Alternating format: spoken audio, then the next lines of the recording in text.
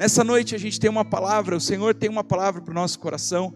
E eu queria perguntar para você, Farol, que lado que você está? É isso mesmo, a vida tem lado. Eu prometo para você que não é neutro. Não tem como ser. Ou é, ou não é. Não tem como a gente ser neutro. A vida tem um lado onde você sempre escolhe. Você escolhe a mentira ou a verdade. Ah não, mas foi só uma omissão. Omissão é mentira.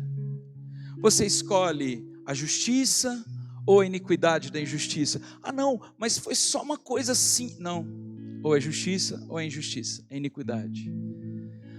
O reino de Deus não trabalha com relativos. O reino de Deus é um reino de absolutos. Eu sempre conto isso quando eu falo sobre absolutismo. Se vocês hoje visitarem a Inglaterra, vão conhecer melhor essa realidade que eu estou tentando dizer. Tudo que o rei determina, acontece. A vida na Inglaterra, no Reino Unido, na verdade, gira em torno do rei, das decisões do rei, das vontades do rei, dos gostos do rei. Olha, deixa eu te dizer uma coisa, no reino de Deus, que é paz, justiça e alegria no Espírito Santo, tudo o que acontece ao redor desse reino tem a ver com o rei, não tem a ver comigo, não tem a ver com você. E nós vamos bater muito cabeça na vida se a gente ficar tentando estabelecer uma verdade paralela. Deus não vai mudar os princípios dele porque eu não quero me adequar, porque você não quer se adequar. Eu falei domingo sobre o livro Autoridade Espiritual, que nós estamos estudando, os voluntários dessa casa estão estudando autoridade espiritual, e sabe qual que é o maior problema da sociedade? A falta de autoridade espiritual. Você sabe por que casamentos não dão certo? Porque não há autoridade espiritual do sacerdote. Sabe por que filhos são mal criados? Porque não houve um sacerdócio real dos pais para com os filhos, não houve autoridade estabelecida. E autoridade não é autoritarismo, autoridade é a capacidade de liderar com uma visão, e a capacidade de quem está recebendo a visão obedecer essa visão, sabendo que um dia ela também vai ser líder, e ela vai precisar se submeter, vai precisar ter líderes, ter pessoas submetidas a essa autoridade, porque um dia a gente é filho, outro dia a gente é pai, porque um dia a gente é empregado, outro dia a gente é patrão, porque um dia a gente está sendo governado, outro dia a gente governa. E sabe, a vida é um treinamento a respeito disso. Eu fiquei muito feliz que pessoas procuraram para comprar esse livro, porque se a gente entender a autoridade, muitos problemas da gente vai acabar. Se você entender a autoridade do princípio financeiro, de que você não pode gastar mais do que você ganha, por exemplo, e esse princípio é imutável, você não vai ficar quebrado financeiramente. Mas se você quiser relativizar e falar, não, eu quero fazer o que eu quero fazer, então você vai ficar quebrado financeiramente. Então se você não estabeleceu o princípio de devolver a Deus o que é de Deus, de dar a César o que é de César, mas é muito imposto que a gente paga, tudo bem, também concordo que é muito imposto, e que a gente nem sempre tem em serviços aquilo que a gente poderia ter, mas a Bíblia não diz que é para dar a César se for pouco imposto, ou se for muito imposto, é para dar a César o que é de César, e dar a Deus o que é de Deus. E outro dia eu comentei aqui que tem ofertantes ladrões, que eles dão uma oferta para aliviar a consciência, mas não devolvem o dízimo, que é o dízimo que mantém a casa do Senhor. E muitos testemunhos vieram disso, porque durante a semana mesmo eu recebi pessoas dizendo assim, pastor, obrigado por compartilhar essa palavra, porque eu realmente fazia isso, eu aliviava minha consciência. Então faz o seguinte, não dê oferta, devolve o dízimo, quando você tiver para os dois, você dá os dois. Porque existe uma lei que é o princípio, e é o que dá certo. A lei diz que o sexo dentro da aliança ele é abençoado. Aliás, inteiros, sexta-feira nós vamos falar sobre sexo sem tabus. Cadê os homens dessa casa? Não, tem gente que não levantou a mão e parece do gênero masculino. Quem é homem aqui, levanta a mão. Aleluia. Isso, levantou a mão, agora eu te espero sexta-feira aqui, 7:30, ok? E não esquece o seu kit churras. Porque depois da gente ter uma boa palavra, a gente precisa comer uma boa carne. E a gente não vai estar de jejum, aleluia. A gente vai comer a boa carne, aleluia. De que lado você está, Farol? Você está do lado da verdade ou do lado da mentira? Você está do lado certo ou está do lado do errado? Pastor, não tem certo e errado, tudo é relativo. Eu te digo uma coisa, não tem como ser tudo relativo. Você e eu nascemos com um dispositivo chamado consciência. Repita comigo, consciência. Nós nascemos conscientes, existe no nosso espírito um dispositivo chamado consciência. E quando nós erramos, quando nós fazemos o errado, nós sentimos na nossa consciência um peso chamado culpa. Logo depois da culpa vem 2 sentimentos derivados da culpa, que é vergonha e depois medo. Nós sabemos que erramos. A primeira vez que você mentiu para alguém, você tentou esconder essa mentira e quando foi descoberto teve vergonha. E depois de vergonha, teve medo. Medo da consequência que aquela mentira traria. A primeira vez que você bateu em alguém na escola, e se você foi um homem briguento, um menino briguento, você sabe do que eu estou falando. A primeira vez que você bateu alguém na escola, você escondeu o que você fez, porque você sabia que aquilo estava errado. Ninguém precisa te dizer que bater em alguém é errado. Você nasceu com uma consciência. Estão comigo, farol? Está difícil ficar comigo ou estão comigo? De que lado você está, você que me ouve em casa? A palavra de Deus nos mostra uma história em 1 Reis 18. Eu queria muito que você lesse essa semana 1 Reis capítulo 18, porque é muito interessante. E durante os próximos dias eu vou falar bastante sobre elementos desse texto que é muito rico. Nós estamos falando aqui que sucedeu que depois de muitos dias a palavra do Senhor veio a Elias no 3º ano dizendo: vai e apresenta-te a Acabe, porque darei chuva sobre a terra. O contexto que a gente está falando aqui é de 3 anos de seca, sem chover. Imagine a gente ficar 3 anos sem chuva. Vocês imaginam o que pode acontecer com o nosso sistema respiratório, com as epidemias, com a nossa qualidade de vida? Terrível. Esse é o efeito primeiro, primordial que acontece, mas o segundo efeito é que na seca as flores não nascem, os frutos não nascem, não existe prosperidade de cereais e também começa a acontecer o quê? Morte dos animais. Os animais não têm como beber água e eles morrem. Entre um animal beber água e um humano beber água, as escolhas são claras. Os humanos bebem a água e não dão para os animais. E sabe o que está acontecendo nesse período? Tem um profeta escondido há 3 anos. E esse cara se chama Elias. Vocês sabiam que o nome do meu filho é Elias? Meu filho se chama Davi Elias. Só que o Elias dele é em hebraico, então se fala Elijah. Davi Elijah. Porque Elias foi um dos profetas mais relevantes da Bíblia. Elias escapou de uma ação da famosa Jezabel. Você já deve ter ouvido falar esse nome. E ele escapou dessa ação que ficou parada nos ares e foi visitar no Novo Testamento João Batista. Eu sei que é muita teologia para uma quarta profética, mas eu preciso te dar um pouquinho de contexto. E esse espírito que Elias venceu, João Batista não venceu. E você veio nessa noite aqui para vencer esse espírito. E se você quer vencer esse espírito, precisa decidir que lado você está. E mais uma vez eu repito, não tem neutro. Elias decidiu que ele se apresentaria ao rei, e ele foi se apresentar a Acabe, porque a fome era extrema em Samaria, e Acabe chamou a Obadias, um mordomo, e Obadias era um homem temente ao Senhor, porque sucedeu que destruindo Jezabel, os profetas do Senhor, quem que Jezabel gosta de destruir? Quem? Fala mais alto. Cuidado com quem fala de profeta. Certamente tem um pouquinho de Jezabel nessa pessoa. Porque só tem uma pessoa que não gosta de profeta. Quem não gosta das verdades de Deus. Porque um profeta puro e genuíno, a única coisa que ele faz é receber a mensagem e devolver a mensagem. Tem gente que gosta dos resultados do profeta, mas tem gente que não gosta de respeitar o profeta. Sabe por quê? Porque respeitar o profeta significa submeter-se a Deus. E a gente não gosta de obedecer a Deus. Quando as pessoas vêm me pedir conselho no gabinete, eu sou muito prático e claramente profético. Vocês me conhecem. Quem não me conhece, prazer, eu sou Jonatas. E o versículo do meu chamado é Jeremias 1,5. Eu te escolhi no ventre da sua mãe para ser um profeta do Senhor.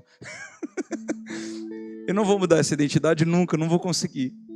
Posso até mudar a forma, mas a identidade não muda.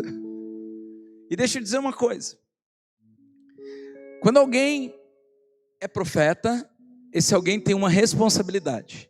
E a responsabilidade dele é ser mais fidedigno possível ao chamado que Deus deu a ele. Profeta não vive de marketing, profeta não vive de vendas, profeta não vive de mentiras, profeta vive de fazer a vontade de Deus. O maior trunfo que um profeta tem é ser fiel à palavra de Deus e à revelação que Deus entregou.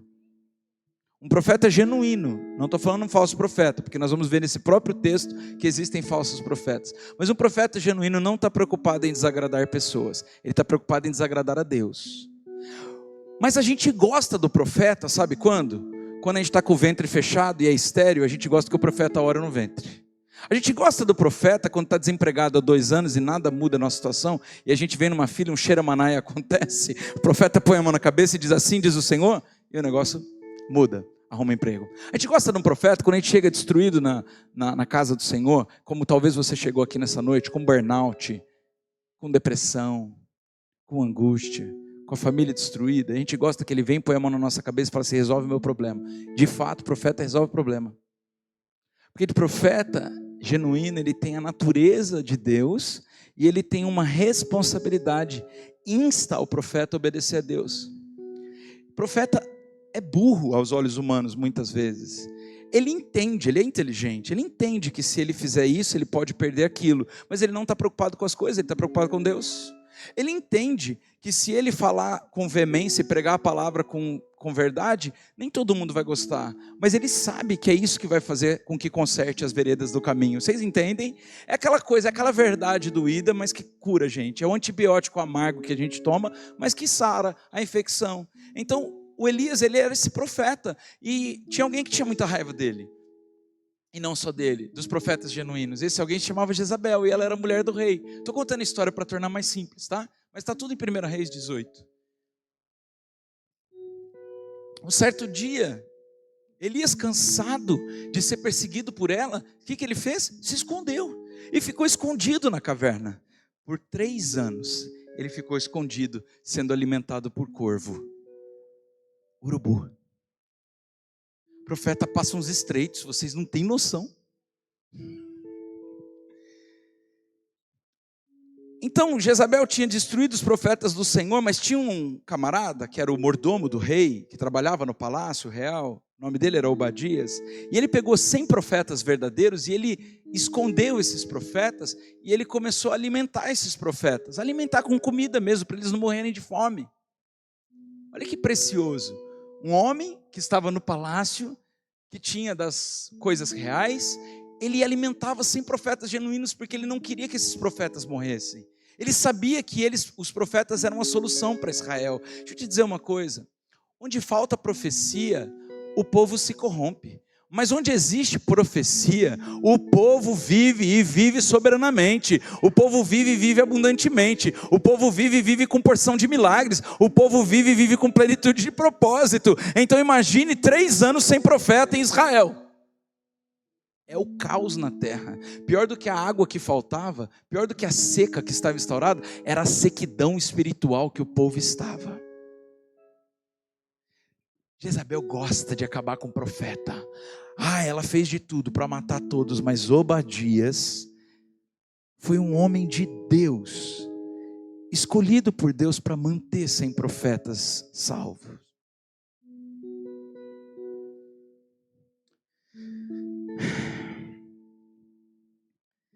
E de 50 em 50 escondeu numa cova, sustentou com pão e água. E aí aconteceu uma coisa. Passa para o próximo, por favor. Elias decidiu se apresentar a Acabe. Mas ele fez isso no 3º ano de seca. E eu pergunto para vocês, Farol, por que secou? Eu gosto muito de entender a raiz do problema. Não adianta a gente resolver o sintoma se a gente não resolve a raiz. O que adianta eu chegar com 20 litros de água para o povo que está há 3 anos sem água e dar 20 litros de água? Vai acabar rápido ou não vai? Eu vou resolver o sintoma momentâneo, mas não vou resolver a causa. Parou de jorrar água em Israel. Nós temos que buscar onde estão as causas do problema. Nessa quarta profética, Deus vai revelar onde está a causa do seu problema. Talvez é uma instabilidade de fé, é uma fé dobre, um ânimo dobre. Talvez é uma mentira que você vive, a hipocrisia, a máscara que a gente veste para fingir costumes, mas que no fundo, quando a gente vai dormir no travesseiro, a gente sabe que é tudo de mentira que a gente está vivendo. Talvez seja um casamento de fachada. Talvez seja finanças de fachada. Talvez seja um pecado sexual. Eu não sei. Mas tem alguma coisa que está gerando sequidão em você. E que hoje precisa ser curado. E precisa ser curado pela raiz. Então, Elias se apresenta ao rei Acabe depois do 3º ano. E detalhe, ele estava escondido há 3 anos. Fazia quanto tempo que estava seca a terra? Quanto tempo, Farol? E quanto tempo que Elias estava escondido? Faltou profeta, faltou água. Faltou profeta, faltou prosperidade. Faltou o profeta pregar, faltou correção das veredas erradas. Faltou o profeta falar. Jezabel reinou absoluta. Mas o povo padeceu. Lembra vocês alguma coisa? Lembra vocês alguma coisa? Quando apenas a monarquia vive bem e o povo padece? Quando a água que está estocada é só para quem está em cima e quem está embaixo não tem nada? Lembra vocês alguma coisa o que eu estou falando? Então durante 3 anos os profetas ficou escondido e durante 3 anos não choveu uma gota de água na terra. Há desertos na nossa vida que não são desertos dados por Deus, são desertos escolhidos por nós mesmos. A gente escolheu difamar o profeta. A gente escolheu ir contra os princípios de Deus. A gente escolheu não se submeter. A gente escolheu. E a gente tem um discurso manso, mas um coração perverso. O espírito de Jezabel, ele tem uma capacidade de fingir. Comiserar. Ai, é o seguinte, eu estou muito ofendida com Elias, viu Acabe? Elias, ele está confrontando o nosso reinado, daqui a pouco vai acabar o nosso reinado, viu Acabe, manda matar Elias. Ei homem, se você não vier no inteiro sexta, você é um Acabe. Porque você tem medo do confronto na área sexual, que é uma área que mexe muito com homem, sexo e dinheiro mexe muito com homem. Pastor, não tinha compromisso, estou brincando, irmão. Não é uma lei, não. Mas eu digo assim, se você pode vir e não está, você não quer ser confrontado nas suas vulnerabilidades. Quantas vezes a gente esconde as nossas mentiras para nós mesmos, para fingir para os outros que a gente é bonzinho? Deixa eu te dizer uma coisa, sai dessa. Essa vida é uma vida hipócrita. É uma vida sem frutos, é um ventre estéril, milagre não acontece. Eu não vim aqui nessa noite para viver mais um culto, eu vim aqui para conquistar um pedaço dessa terra. Eu não vim aqui de jejum, de oração, de baixo de revelação, para simplesmente pregar um sermão bonito, porque pregar sermão bonito tem gente que prega melhor que eu. Eu vim aqui para resolver problemas, eu vim aqui para estabelecer decretos, eu vim aqui para estabelecer uma nova fé na sua vida, eu vim aqui para dizer, chegou um novo tempo e sai do tempo antigo. Eu vim aqui para te dizer, o Senhor vai restaurar, mas apruma-te. Eu não vim aqui para pregar um sermão bonito. Eu ponho pessoas melhores para pegar sermões bonitos aqui. Eu vim aqui porque faz 3 anos que você está seco. Faz um tempo que você não vive mais os sonhos. Faz um tempo que você está vivendo por viver. Você vive no ciclo do rato, procurando onde está um pedaço de queijo para se manter. Deixa eu te dizer uma coisa. Quando entra um profeta de Deus na casa e as pessoas se submetem à profecia que veio de Deus, aquela casa se conserta para nunca mais se estragar. Um dia uma mulher estava morrendo de fome. Ela tinha os últimos 3 potinhos de farinha e um pouquinho de azeite. Mas um profeta resolveu visitar essa mulher. E essa é a palavra da semana que vem. Mas eu já estou adiantando. O profeta entrou na casa e resolveu o problema para sempre. A palavra de Deus diz que nunca mais faltou azeite na botija e nem farinha no pote. Eu não sei que igreja que você gosta de ir, mas eu gosto de ir naquela que funciona.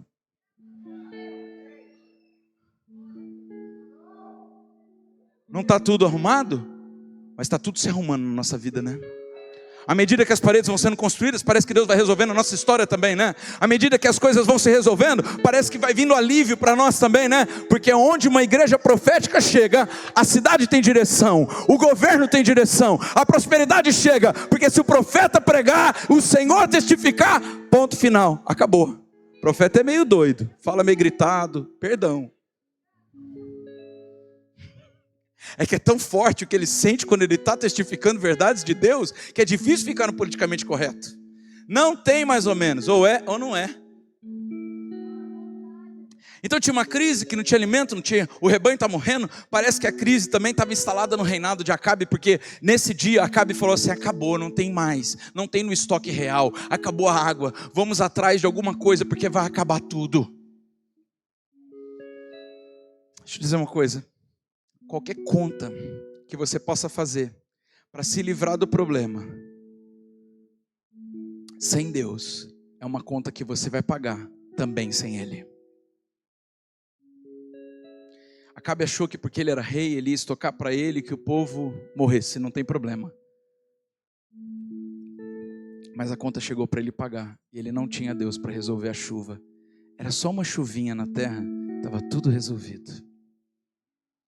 2 Crônicas 20:20, a palavra de Deus diz que pela manhã cedo se levantaram e saíram ao deserto de Tecoa, deserto de novo. E ao saírem, Josafá se pôs em pé e disse: ouve-me, ó Judá, moradores de Jerusalém, creiam no Senhor vosso Deus e estarais seguros, e crede nos profetas. E faz sentido teológico o que eu estou pregando? Eu não estou pregando que Deus vai te dar tudo o que você quer. Estou pregando que quando a gente entende a palavra de Deus, quando a gente manifesta o reino de Deus, quando a gente se submete a Deus e aos líderes espirituais que Ele nos deu, certamente acaba a escassez.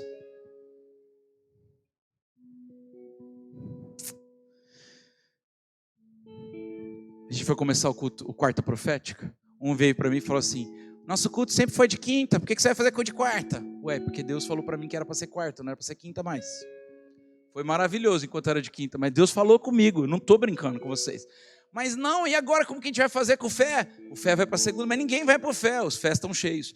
Ah, mas o culto começa às 7h30, o povo não vai chegar às 7h30. É uma mania de fazer tudo o contrário que o profeta fala, só para dizer: sou eu que estou no controle. Continua no controle, continua na escassez. Parabéns. Continua no controle, continua dando tudo errado. Eu disse: vai ser de 7h30, porque Deus falou comigo que há muitos pais que precisam ter rede de apoio, não tem, precisam ter escolinha para as crianças, e as crianças não podem dormir mais tarde do que 10 horas, 10h30. Eles estão durante a semana de trabalho, então vai ser 7h30. Mas pastor, não vai dar certo isso. O primeiro culto todo mundo chegou atrasado, que todo mundo era acostumado com o culto às 8 horas. Pastor, não vai dar certo isso. Eu falei assim: tranquilos, calma. Jesus falou, Jesus faz, a gente confia. Está dando certo? Não, só está começando, porque até o final do ano eu quero cadeira espalhada em tudo quanto é lugar, e eu chamo a existência os filhos e as filhas de Deus que estão sem palavra profética, pessoas que estão padecendo, estão doentes, estão enfermas da alma, estão com casamento destruído, estão com relacionamentos quebrados, estão pobres, falidos. Eu chamo a existência para que venham e vejam que o Senhor é bom, e Ele funciona, Ele resolve. Olha, a maravilhosa esposa Jezabel, matadora dos profetas, matou o profeta. E junto com matar o profeta, matou a direção de Deus. E matou a prosperidade da nação. A culpa é dela, sim. O pecado de uma pessoa pode dar consequência para milhões de pessoas. Principalmente se essas pessoas estiverem em liderança. Sabe por que muitas coisas na sua vida não deram certo até hoje? Porque você estava debaixo da liderança errada. E sabe por que muitas coisas não dão certo? Porque você não se submete à liderança certa. E é pesado o que eu estou falando, porque falar de absolutos hoje em dia é muito pesado. As pessoas são muito mimizentas, elas estão muito preocupadas. Ai, como se parece? Eu não quero saber como parece, eu quero saber como é. Você quer saber como parece? Pega uma fruta da fruteira artificial que enfeita a tua casa e come. Vê se está gostoso. É bom para enfeitar, mas não alimenta, não resolve a fome, não tem frutos. Nós temos que entender que a vida é muito mais do que o que parece. Ela precisa ter fruto, fruto de justiça e paz. Próximo. E disse Elias: vive o Senhor dos exércitos, perante cuja face estou, e hoje eu vou me apresentar a ele. Então Obadias foi encontrar com Acabe e falou: olha, Acabe, o Elias está chegando aí. E sucedeu que, vendo Acabe a Elias, disse-lhes: você é o perturbador de Israel, ouçam-me. Eu quero receber esse elogio dos reis iníquos. Eu quero que eles falem assim: você é um agitador nessa 7 de setembro. Você chegou aqui causando barulho. Tem gente que já começou a implicar comigo na esquerda, outros na direita. Não tem problema, eu sou um agitador do reino de Deus. Eu vim para estabelecer o governo de Deus, o governo de Yeshua, não interesses humanos. Eu não vim aqui fazer uma igreja comercial, empresarial, que pega seu dízimo e sua oferta, traz gente famosa e acaba com o poder da igreja. Nós viemos aqui edificar um altar feito com oração, com jejum, com suor, com lágrimas, com sangue. E não é o meu sangue, é o sangue do Cordeiro. É o sangue do Cordeiro. Então nós viemos aqui sim, para botar fim a principados e potestades dessa região. E nós não fazemos isso no nosso nome. Nós fazemos isso respaldados pelo poder de Deus, revestidos do sangue de Jesus. E eu posso sim entrar nos lugares santos agora, revestido da autoridade de Jesus, e dizer: acabou.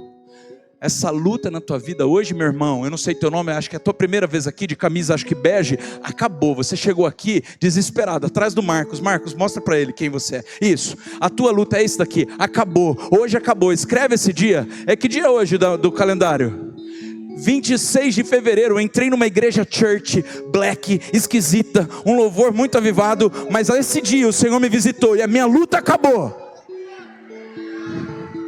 Porque assim diz o Senhor. Eu acho esquisito. Eu também. Eu não me assisto pregando porque eu acho esquisito. Eu não tenho coragem. Minha razão também é forte. Mas eu submeto ela a Cristo, que eu quero ver o poder de Deus sobre as nossas fraquezas sendo estabelecidas. Nós viemos aqui para ser como Elias. Elias foi chamado de agitador, de perturbador. Aí ele diz assim: eu não tenho perturbado Israel coisa nenhuma. Resposta de um profeta: mas você e a casa do teu pai sim, porque vocês deixaram a Deus e começaram a seguir a Baal. Nessa noite nós vamos precisar saber que lado que nós estamos. Se é do lado do Senhor ou se é do lado de Baal. Se é do lado do Senhor ou se é do lado da conveniência. Se é do lado do Senhor ou se é do lado do dinheiro. Se é do lado do Senhor ou se é do lado do controle. Você quer o que na vida, meu irmão? Que lado que você está? Eu quero o lado do Senhor, mesmo que isso me custe tudo, porque eu sei que Ele nunca vai me desamparar. Mas pode ser que eu escolha o lado errado, o lado da conveniência, e a conveniência vai me decepcionar, o homem vai me trair, a pessoa vai me frustrar, mas o Senhor nunca. O Deus de Israel, Ele me guarda. Ainda que no vale da sombra da morte eu não temerei mal algum, porque Tu estás comigo, a Tua vara e o Teu cajado me consolam. Podem cair 1000 ao meu lado, 10.000 à minha direita, eu não serei atingido, porque se eu estiver no Senhor e Ele estiver em mim, eu estou guardado debaixo das asas do Todo-Poderoso. Mal algum, feitiçaria alguma está contra a casa do Senhor e está contra o Israel de Deus. O Senhor nos chamou para conquistar. Então prepara, farol, alarga para a direita, alarga para a esquerda, avança o território. Esse ano é um ano da gente aprender a avançar. Deixa essas tradições bestas religiosas, não resolvem nada. Ritos, dogmas não resolvem nada. Religião de nascença não resolve nada. Com todo respeito, quem resolve é Deus, o Senhor. E muitas vezes as religiões mataram o Deus de Israel, porque eles precisam preservar os seus sistemas religiosos funcionando bem. E as pessoas gostam de conveniências, mas Deus não é um Deus de conveniência. Quando Ele chega, Ele quebra tudo, porque Ele é o oleiro. Ele nos destrói, nos despedaça, mas Ele pega os cacos e nos refaz a imagem, a semelhança dEle. Ele tira as nossas mazelas, Ele arranca os nossos medos, Ele perdoa as nossas iniquidades, Ele destrói as nossas idolatrias, Ele coloca o nosso coração no lugar certo, e Ele diz: meu filho, foi para isso que eu te chamei. Eu sei os pensamentos que tenho ao teu respeito, diz o Senhor, são pensamentos de paz e não de mal, para te dar o fim que desejais. Nunca mais você se sentirá só, nunca mais vai ter angústia, nunca mais vai passar uma noite em clara, nunca mais. Quem se submete a Deus não precisa se submeter às leis iníquas. Tinha um Obadias, talvez você seja um Obadias hoje, um servo e funcionário do rei que sustentou profetas escondidos. Ele era temente a Deus, mas ele precisou vencer a autopreservação. Ele tinha uma posição muito importante no reinado, e ele ficou com medo. Quando Elias disse: eu vou me apresentar ao rei, ele ficou com medo de perder o emprego, medo de ser assassinado. Talvez o medo tenha sido o seu maior vilão contra o propósito de Deus. Você tem medo de largar, medo de avançar, medo de se batizar. Medo de se mudar de casa, medo de posicionar com os filhos. Deixa eu dizer, esse medo não vai te levar a lugar nenhum.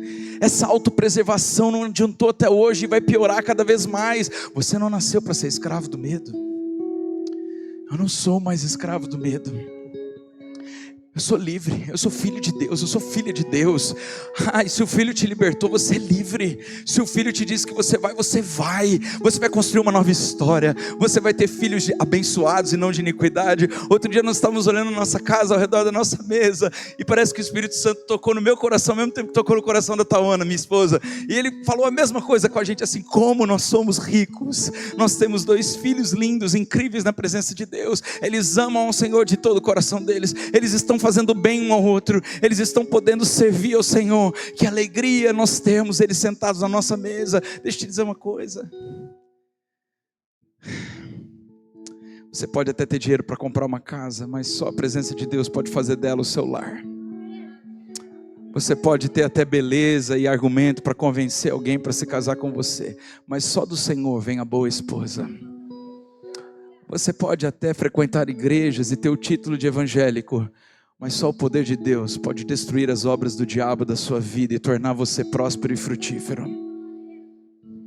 Você pode ter estudos, mas só Deus pode abrir a porta. E a porta que Ele abre, ninguém fecha. Elias ordenou a Acabe. Eu gosto disso, quando o profeta começa a mandar no rei. Vai chegar essa hora, Senhor. Problema nenhum para o profeta ordenar ao rei. É o seguinte, Acabe: agora eu ordeno a você, chama todo mundo lá para o nosso fight. Nós vamos fazer um Street Fighter lá no Monte Carmelo. Eu vou dizer para vocês, Deus se importa com o lugar.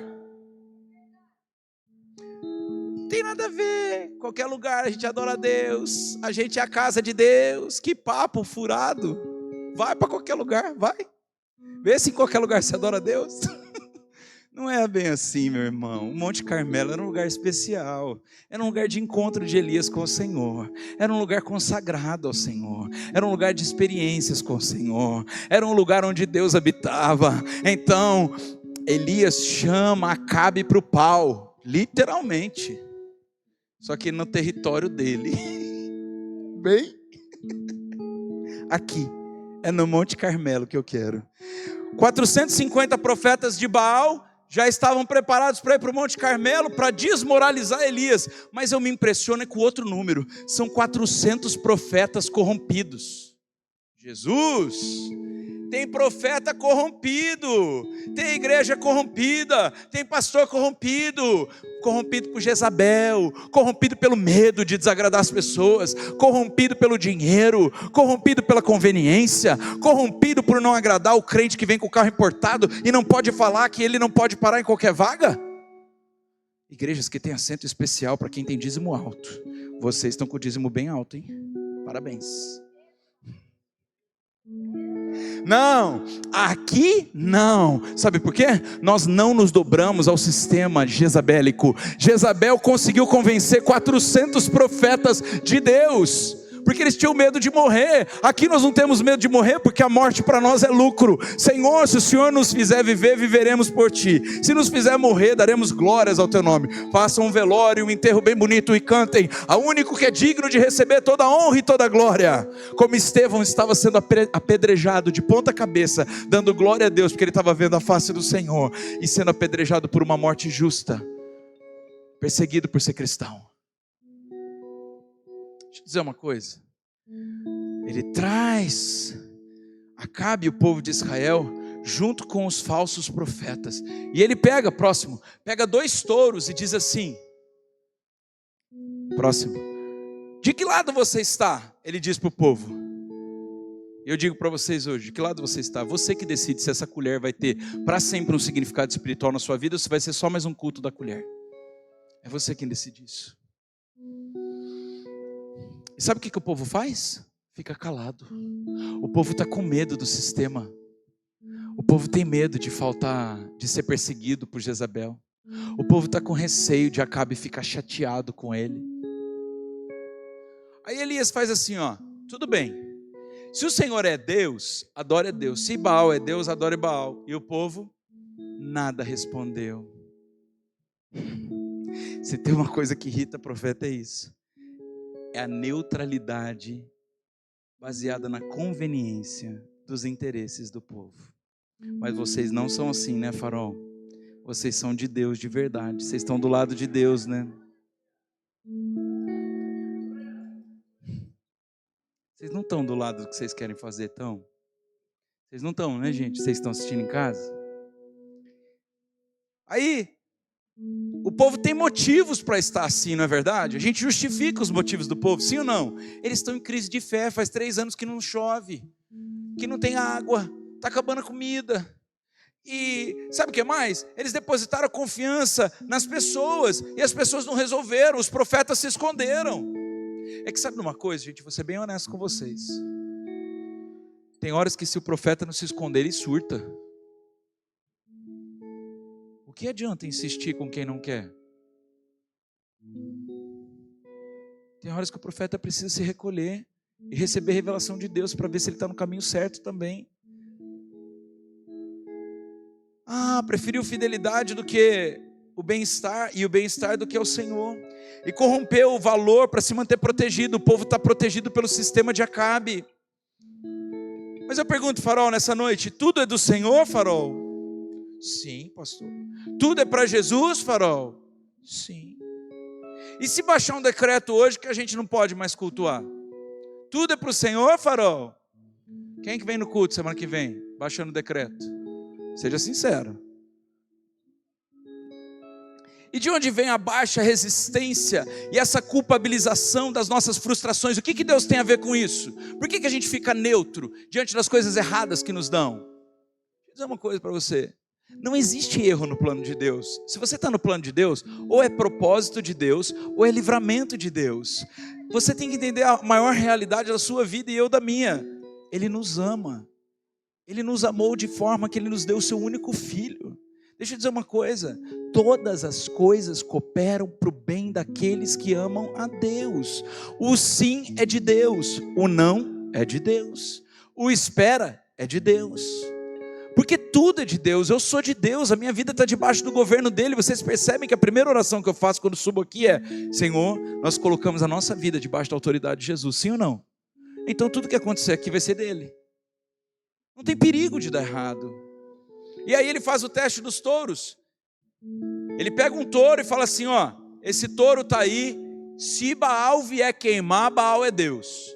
Mas se Baal não queimar, eu estou com um touro aqui, e Deus vai mandar descer fogo do céu. E eu gosto dessa preferência que Elias dá para o Baal, porque primeiro a gente precisa deixar o inimigo gritar bastante, para depois o grito deles ser apenas um eco do desespero da alma deles. O que produz um fogo verdadeiro não é uma alma gritando. Se grito resolvesse, porco não morria, não é verdade, gente?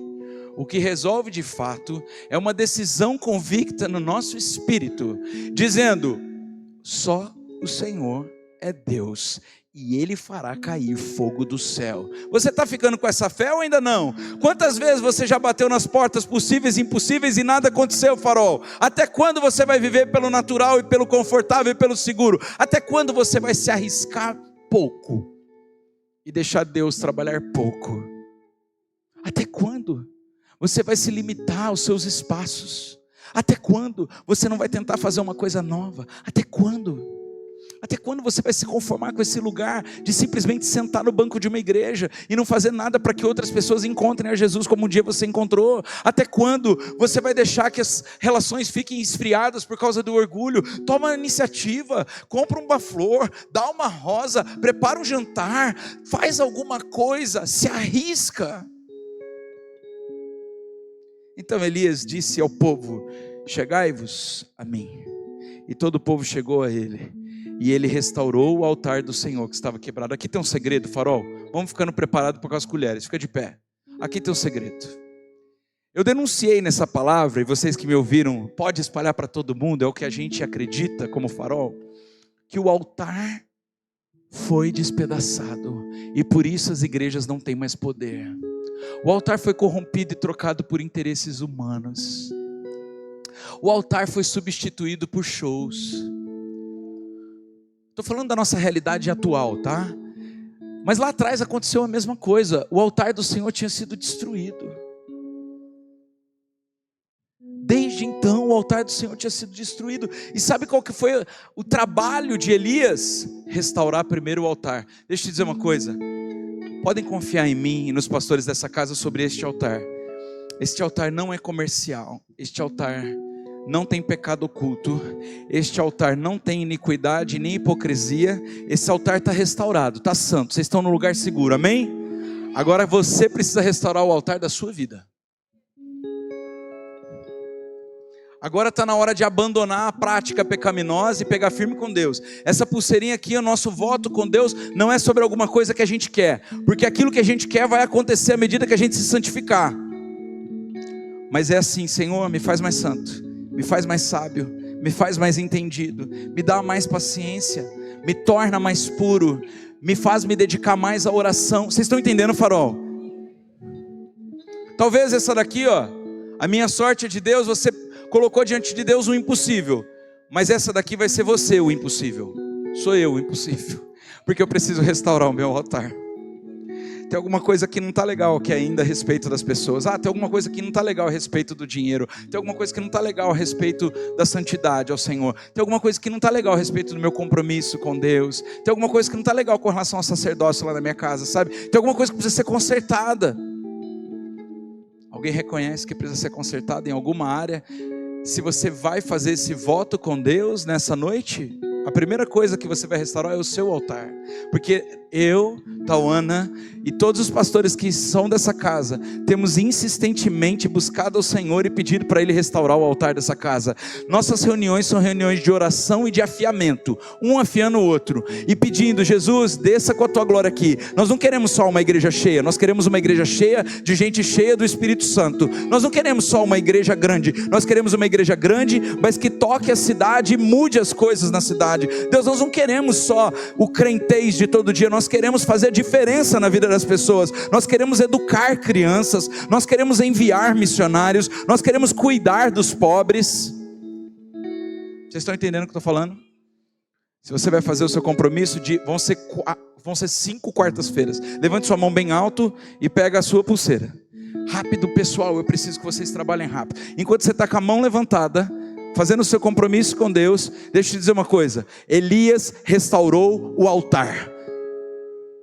E eu estou pedindo para você fazer o voto antes de você saber o resultado, porque o resultado vai ser incrível e talvez você poderia ficar convencido pelo resultado. Eu não quero, isso é manipulação. Eu não quero que você sirva a Deus porque Ele vai te abençoar. Só sirva a Deus e tenha certeza, Ele vai te abençoar, porque Ele é seu Pai, Ele é bom, Ele quer te abençoar. Meu Deus do céu, o que eu mais quero é abençoar meus filhos. Meu Deus do céu, vocês que são meus filhos espirituais, no bom sentido, o que eu mais quero é abençoar vocês. O que eu mais quero é que vocês dão certo. O que eu mais quero é que vocês prosperem. Fica com a mão levantada se você ainda não recebeu.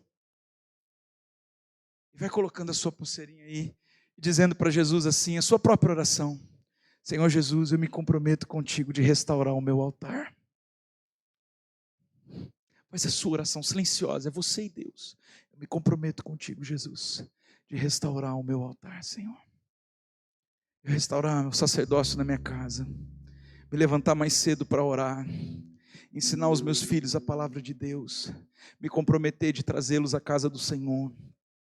Eu restauro o meu altar, Deus, e elimino toda mágoa, toda mazela.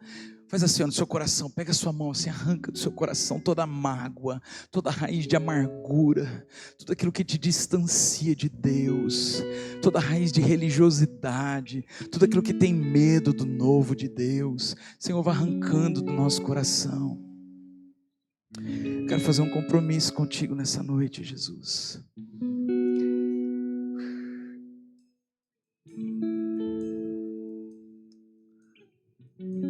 Jesus é lindo ou não é? Jesus é lindo, Ele é lindo. Jesus é lindo, Ele trabalha as nossas mazelas enquanto Ele nos processa, enquanto Ele nos ensina a esperar, enquanto Ele diz alguns nãos para depois dizer vários sims. Antes de vários sims vem alguns não, sabe, gente?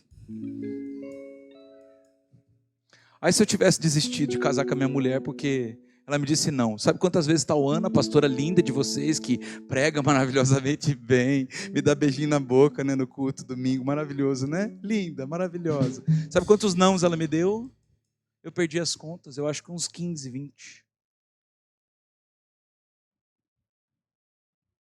Mas eu não desisti, porque coisa boa demora para acontecer. Mas quando chega no nosso caminho, a gente não pode desistir. Você chegou na presença de Deus, coisas boas acontecerão no seu caminho, você não pode desistir. Vamos continuar a palavra, pode ficar de pé que está acabando. Foram 3 tentativas. Elias diz assim: chega mais perto, povo, chega aqui mais perto.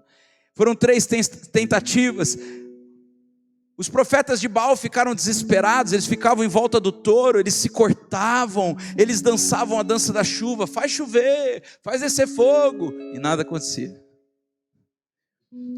São tambores tocados sem espiritualidade, são palavras ditas sem revelação, são sermões pregados só na teologia, sem rema, são orações feitas só por obrigação.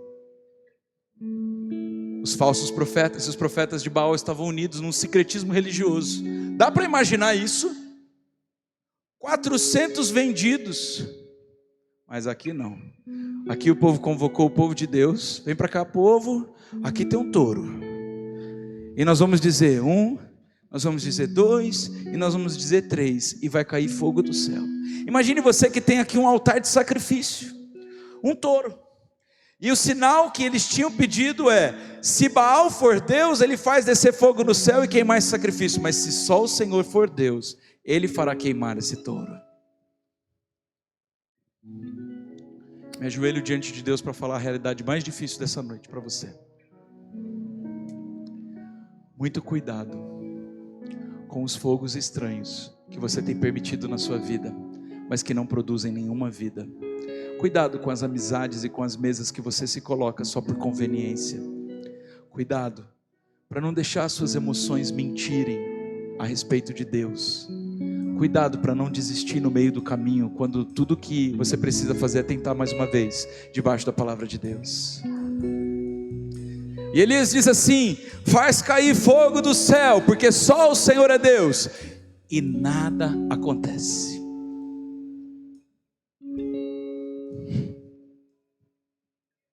Parece com Pedro pescando a noite inteira e não pescando nenhum peixe. Jesus chega para ele e diz assim: lança suas redes. Parece brincadeira, né, Jesus? Eu pesquei a noite inteira. Lança de novo. A obediência irrestrita ao profeta conserta a aliança.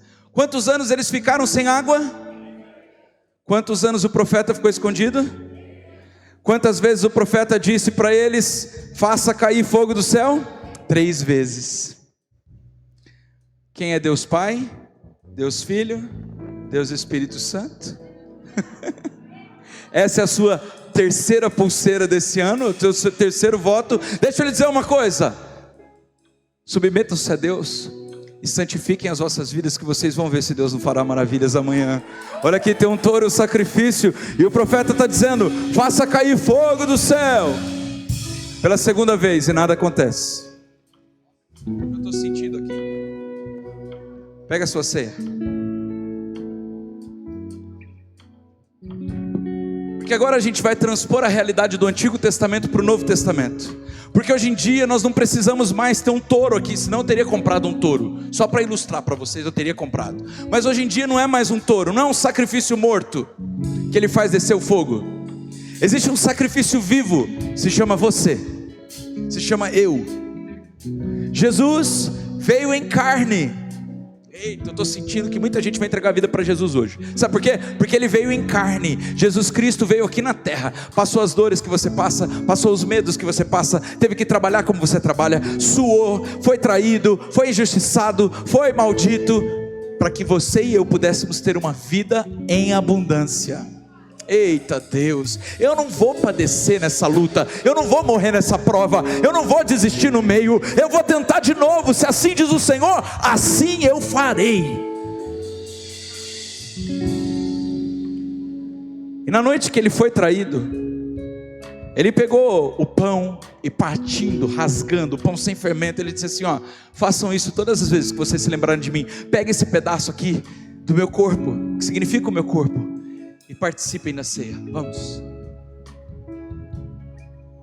Obrigado, Jesus, porque o teu corpo foi partido para que o meu não precisasse ser. obrigado porque as tuas chicotadas me garantem cura das minhas enfermidades emocionais, espirituais e físicas. Muito obrigado, porque o teu sangue puro, derramado sobre o meu sangue iníquo, quebra o poder do pecado na minha vida e na vida dos meus irmãos.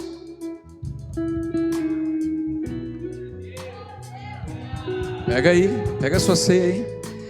E este sangue que foi vertido na cruz, por você e por mim, hoje você pode fazer prova dele, como uma aliança, mas não só como uma aliança, como poder para vencer o mal.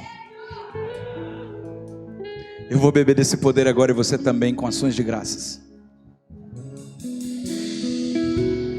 Obrigado, Jesus. Porque hoje eu faço isso porque eu tenho uma herança. Ele me deixou a vida dele como uma herança. Eu não vou precisar trabalhar, morrer para ter essa herança espiritual. Ele me deu essa herança. Eu não vou precisar ajoelhar no milho para ele fazer alguma coisa na minha vida. Eu só vou obedecer a ele todos os dias da minha vida. Eu não vou precisar ser chicoteado para poder ser curado de alguma coisa, não. Ele destruiu o sofrimento. Ei, olha para mim, Jesus veio para destruir o nosso sofrimento. E a terceira vez que Elias disse para o povo: aproximem-se, o Senhor mandou fogo. E a palavra de Deus diz, tem aí o versículo, Vitor? Então caiu o fogo do Senhor, consumiu o holocausto, a lenha e as pedras, e o pó, e ainda lambeu a água que estava no rego. Foi fogo para queimar o touro e para acabar com a água. E o povo viu, ficou temente, caíram os rostos diante de Deus, e eles disseram juntos: só o Senhor é Deus.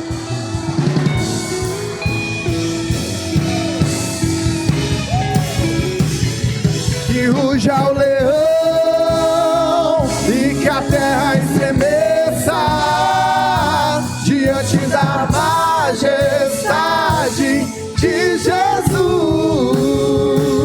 Que ruja o leão e que a terra estremeça diante da majestade de Jesus. Então é o seguinte, durante 4 quartas-feiras aqui, vocês que nos ouvem também, nós passamos um tempo pressionados pelo barulho de tambores que tentavam nos intimidar e dizer: nós temos o poder de fazer vocês pararem. E era só uma ilustração de Deus para dizer na nossa vida, porque durante essas semanas também você quis desistir, você ficou cansado, você se sentiu sugado, você foi traído, você viu que as coisas não deram certo, você tentava há muito tempo e as coisas não aconteciam. Você tentou uma vez, não deu certo, tentou 2 vezes, não deu certo, e você desistiu de tentar a terceira. Mas nessa noite você chegou aqui na casa de Deus e o Senhor já silenciou o barulho.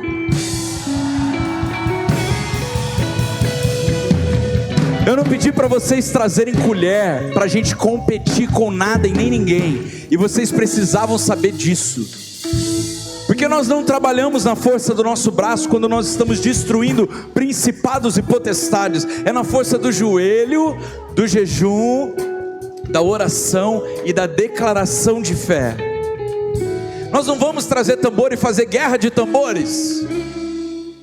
Nós vamos obedecer os princípios. E nós vamos pegar 2 colheres, porque a palavra de Deus diz em Salmo 150: louvai ao Senhor, louvai a Deus no santuário, louvai-o no firmamento do seu poder, louvai-o pelos seus atos poderosos, louvai-o conforme a excelência da sua grandeza, louvai-o com som de trombeta. Não tem trombeta aqui ainda, Deus, manda uma trombeta. Louvai-o com o saltério e a harpa. Dá uma cordinha aí para mim. Louvai-o com tamborim, tamborim, tamborim. Louvai-o com instrumentos de cordas e de órgãos. Vamos, Mauri, vamos, Thales, vamos, filhos, vamos, Laís. Louvai-o com cordas e com órgãos. Louvai-o com símbolos sonoros. Para aí, parou tudo. Fui no Google, Chat GPT. Vamos lá. O que são símbolos? Aliás, o que são símbolos sonoros? Vamos dar um Google aí, gente. O que são símbolos sonoros? Símbolos. Calma aí. A geração Z já foi mais cedo que eu. Símbolos. Símbolos sonoros. Instrumento forjado e tocado em pares. Você não precisa saber tocar o órgão, você não precisa ter um instrumento de corda, porque na tua casa tem 2 colheres, para na hora da guerra, você louvar ao Senhor com símbolos sonoros, louvar com símbolos altissonantes, porque tudo que tem fôlego, louve ao Senhor. Acabou a guerra, você pega essas 2 colheres e leva para a gaveta do seu trabalho.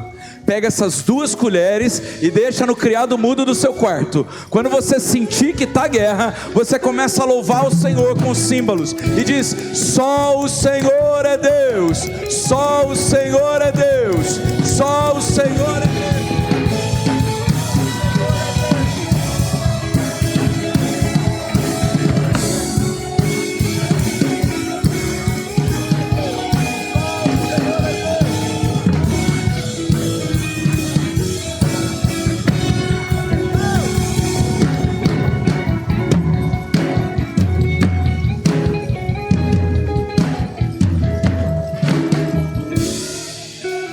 Gravou? Nunca mais você vai dar louvor ao inimigo, porque os deuses deles não podem resolver nada, mas o seu Deus fará cair o fogo do céu, consumir o sacrifício da sua obediência. Tem mais, essa palavra é linda. Logo depois ele manda o profeta, das escolas do profeta, fala assim: vai lá ver a nuvem. Ele chega e não tem nuvem, o céu continua limpo sem nuvem. Ele volta e diz assim: vai de novo ver a nuvem. E quantas vezes ele teve que ir ver a nuvem? Quantas? Não, 6. Porque na sétima,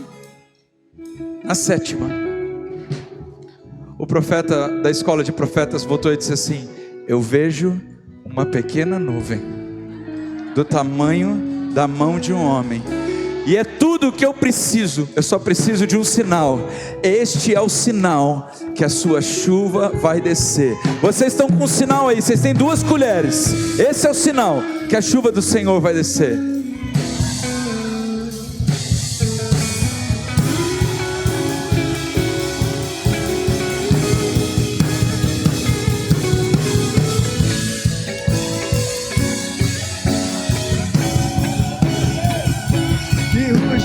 Sobre o trono de justiça, eternamente haverá um rei.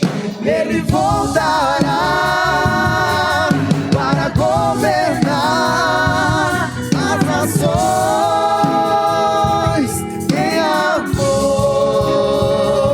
E ruja o leão, que a terra estremeça diante da majestade de Jesus. Que ruja o leão e que a terra estremeça diante da majestade de Jesus.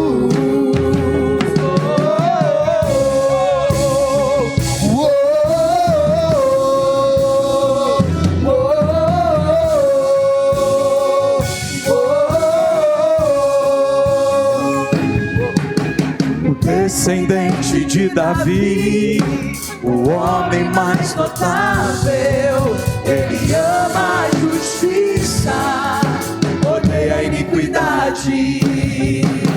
O descendente de Davi, o homem mais notável. Ele ama a justiça, odeia a iniquidade. Puxa o leão, que a terra estremeça majestade de Jesus. Que ruja o leão e que a terra estremeça diante da majestade de Jesus. Olha só, enquanto nós nos preparávamos para esse culto, no dia de ontem, eu estava em oração, estava trabalhando, e algo muito forte aconteceu dentro de mim. Eu senti uma angústia quase que de morte, e o Senhor com certeza me fez ter esse sentimento para trazer para a realidade do corpo de Cristo nessa noite um convite a quem tem se sentido assim, com vontade de não viver mais. Eu quero fazer um convite a você onde você está, todo mundo de olhos fechados. Isso não é nenhuma brincadeira. Nós estamos tragando a morte pela vida. Jesus fez isso. Se você nesses dias tem sentido vontade de desistir, mas não é uma vontade normal de desistir, é uma vontade de desistir mesmo da vida. Você entende o que eu estou falando? Você chegou até a cogitar maneiras como você pudesse tirar a sua vida. Todos de olhos fechados. Se você é essa pessoa ou uma dessas pessoas nessa noite, levante sua mão onde você está. Aleluia. Não precisa ficar com vergonha. Isso, ok. Então levante sua mão. Isso. Só os pastores da casa de olhos abertos, os demais de olhos fechados, por gentileza, atuem, pastores, por favor.